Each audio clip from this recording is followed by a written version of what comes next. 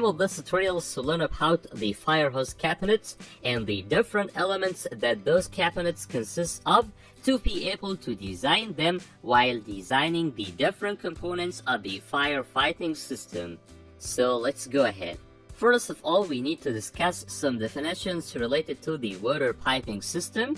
And the first definition we have is related to the water riser of the firefighting system in case of the system will be feeding the sprinklers only.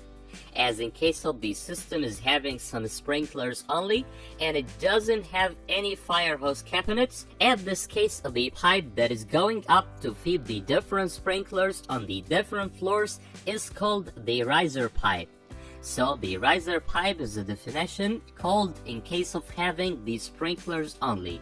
On the other hand, if the system is a combined one, which is having some sprinklers and some fire hose cabinets, in this case the pipe that is going up is called the combined riser, as it's used to feed a combination of the sprinklers and the fire hose cabinets. So the combined riser is called when we are feeding both of the hose cabinets and the sprinklers. Also, the last case we have is that if the system is having just the fire hose cabinets, so we have no sprinklers now, in this case the pipe that is going up to feed the hose cabinets is called the standpipe.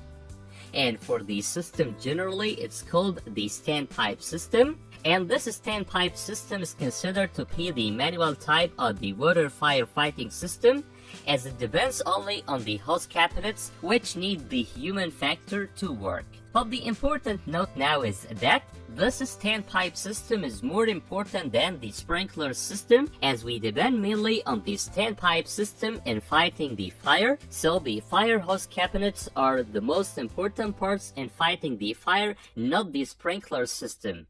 And for this purpose, we need to focus on its designing process and its different details. Now we need to know what are the different components that the fire hose cabinet consists of. Here we find the first element that this cabinet consists of is the enclosure, or it's the body that contains all of the components of the cabinet. And this enclosure is made of stainless steel, or it can be made of galvanized steel. So it's a metallic part that is made of stainless steel or galvanized steel, and this is to resist the rust as we are handling the water system, so we need its parts to be rust resistance. And for the thickness of this stainless steel body, it can have some different standard values of 1.2 mm or 1.5 mm, also 2 mm and 3 mm. So all of those are some different standard ranges of the enclosure sheet thickness.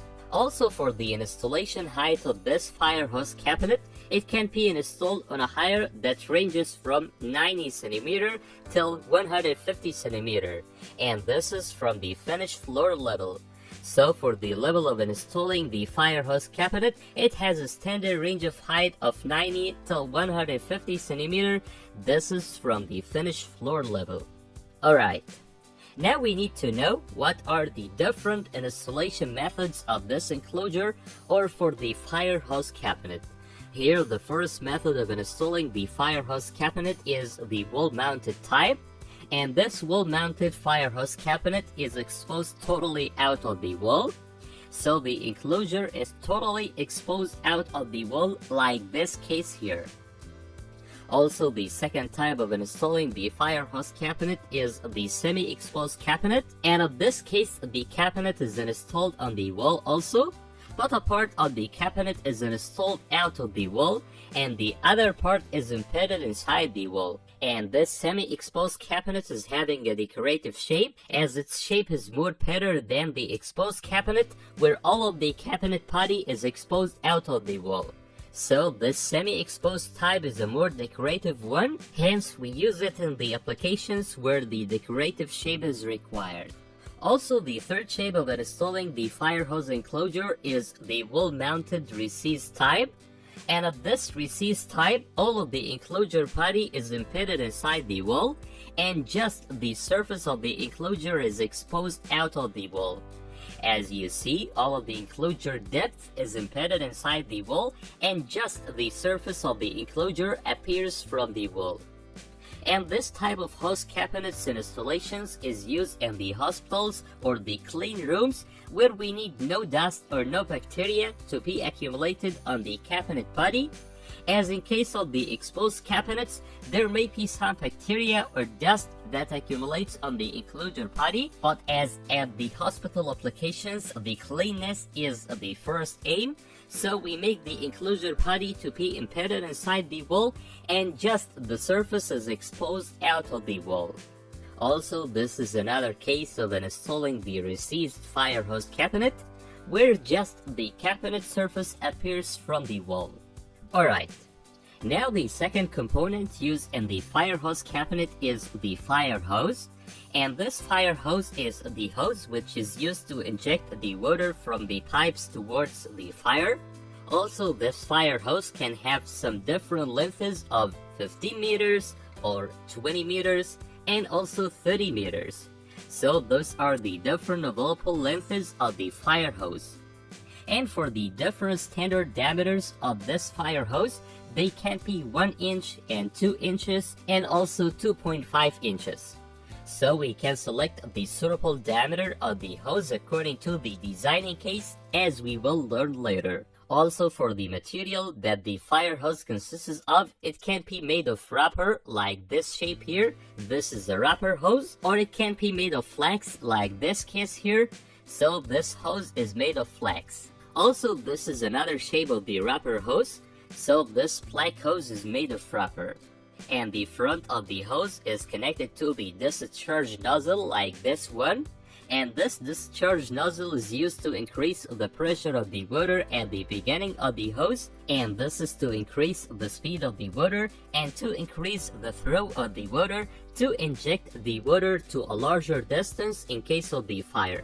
So this discharge nozzle increases the water pressure, speed, and its injecting distance at the same time, and it decreases the water volume. This is to reach a larger distance to be able to fight the fire from a larger distance. Also, this is another shape of the discharge nozzle. As you see, it's connected to the hose front, so that's for the beginning or the front of the hose. More than great, as here we find the beginning of the hose to be connected to the branched pipe coming from the riser. So this is the hose beginning and this is the branched pipe coming from the riser. But this hose is not connected directly to the pipe, as there must be a control of the water that is entering the hose, and this controlling process is done through a valve that is called the angle valve. And this angle valve is a valve like this one, which can be open or closed to control the water flow through the fire hose. So at the normal case, this valve will be open, while in case of the fire, this valve will be closed to allow the water to flow through the hose to fight the fire. Also, this valve can be changed according to the size of the fire hose. As for the 1-inch hose, the angle valve is used like this case here, while for the 2.5-inch hose, this valve is changed to be the landing valve like this one. So the landing valve is used for the 2.5 inches fire hose. So the landing valve is used to control the water flow at the 2.5 inches fire hose diameter, and the angle valve is used with the 1-inch hose diameter. As you see, the landing valve is having the larger size as it's connected to the larger pipe diameter, and the angle valve is having a smaller size as it's connected to the smaller pipe diameter. Very good. Now we need to know what are the different methods of installing the fire hoses inside the cabinet. As here we find the hose can be installed on a reel like this one, so it's wrapped on a rotating reel, and when we need to use this hose, we pull it. So the reel is rotating to pull the hose. And this method of installing the hose is suitable for the flax and the rubber hoses, so both of the flax and the rubber hoses can be wrapped on the reel. Also, this method is the most used one in installing the fire hoses, so we install the fire hose commonly on a rotating wheel. And by the same way, the second method of installing the fire hoses is the rack type, as at this case the hose is installed on a rack like this one. As you see, it's installed in a serious way, but this method is used with the flex hoses only. So this is also a second method of installing the fire hoses. Now the last component that we may have inside the fire hose cabinet is the fire extinguisher, and this fire extinguisher can be added in the cabinet like this one here to help in fighting the fire using the CO2 gas. Very good. Now we need to know what are the different types of the fire hose cabinets, as the different hose cables are having some different types or some different classes according to the applications that we set the cabinet on.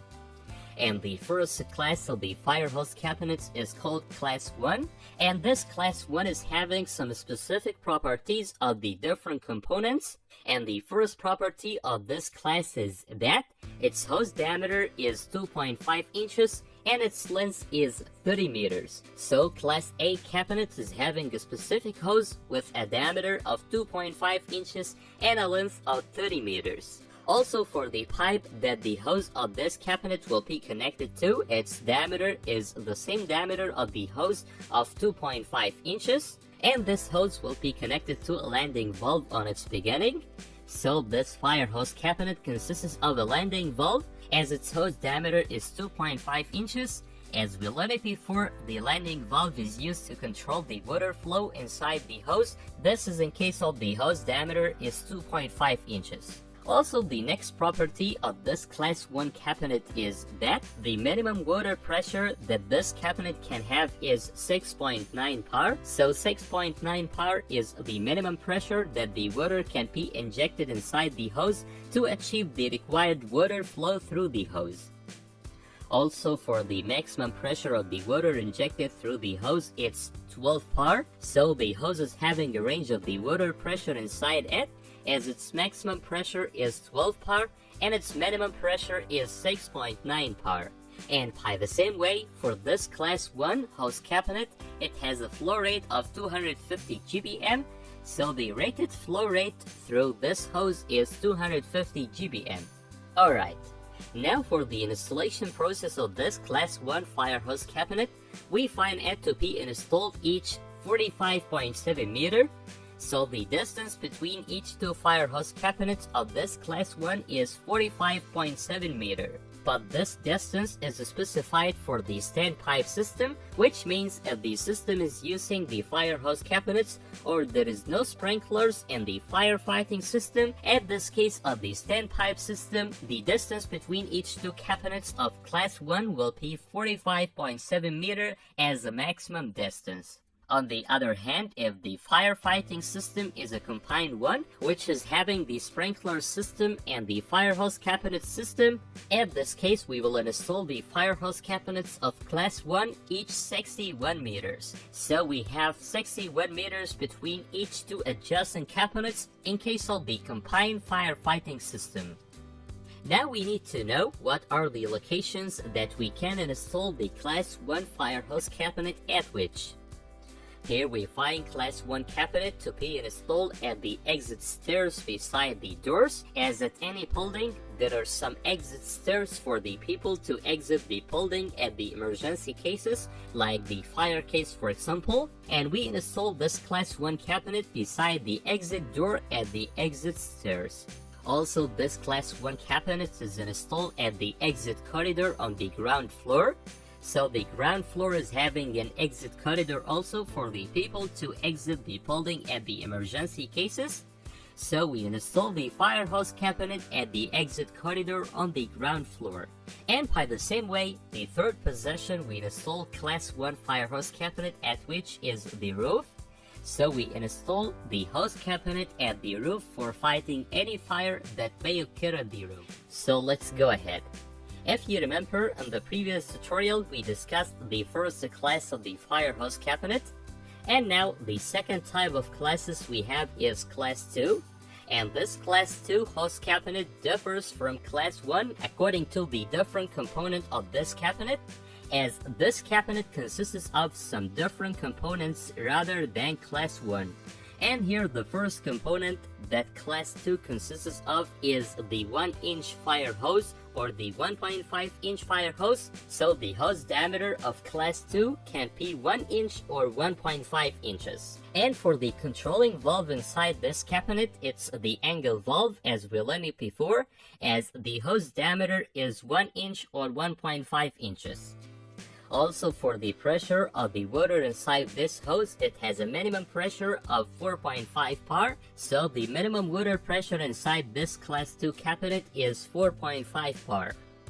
Also, for the maximum pressure that this hose can withstand, it's 6.9 bar, so those are the pressure limits of this hose. And as a result, the water flow rate that this class 2 cabinet hose can allow is just 100 GBM, and this is a logical thing as the pressure of the water is reduced to P 4.5 bar, so the amount of water will be reduced to P 100 GBM, while for class 1, if you remember, the water pressure was 6.9 bar, and for the water flow rate, it's 250 GBM. So class 2 is having a smaller capacity than class 1. And we find this class 2 fire cabinet to be installed inside the building, so it's spread inside the building, and this is because this class 2 cabinet is designed to be used by the individuals or the persons who stay inside the building, so it doesn't need a specialist to handle it. And we use it in case of the fire like what was in class 1, which is used by the civil defense men, not the ordinary persons. And for the maximum distance between each two cabinets of class 2, it's 36.6 meters. This is in case of the hose we are using is 1 inch hose, while in case of the hose diameter is 1.5 inches. In this case, the maximum distance between each two cabinets will be 39.7 meters. So that's how we can install class 2 fire hose cabinet. Now the third class we have for the fire hose cabinets is class 3.